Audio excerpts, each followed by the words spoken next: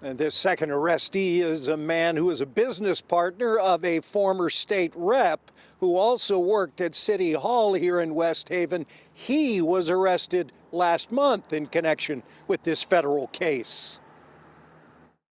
65-year-old John Bernardo, a City of West Haven employee, is free on $250,000 bond after becoming the second person arrested for alleged conspiracy to defraud the city out of nearly $637,000 of federal COVID relief funding. I can tell you that Mr. Bernardo has an impeccable record. He's never been arrested, 65 years old, former firefighter, injured in the line of duty, and we need this to play out in the court. A federal criminal complaint alleges Bernardo received at least $45,000 of the money he and fellow city employee Michael DeMassa billed the city for through a consulting company they formed last winter to provide purported COVID relief services for the city's health department. The feds say that never happened. Everybody needed to have learned something.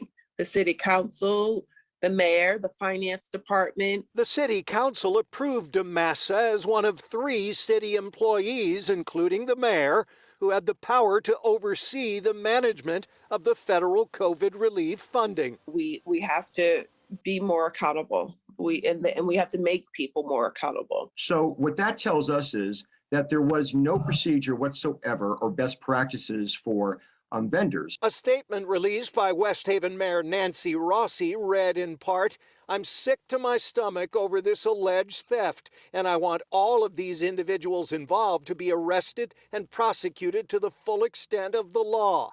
If found guilty, they all need to go to jail." Unfortunately, our city continues to be negatively impacted by the complete lack of oversight by Nancy Rossi and her administration. And Rossi, the incumbent, and Barry Lee Cohen still locked up in a mayoral race that hasn't been settled yet. As of today, the separation was 29 votes in favor of Rossi. There will be a mandatory recount that takes place Sunday morning behind me inside City Hall. We're live here in West Haven. Tony Terzi, Fox 61 News.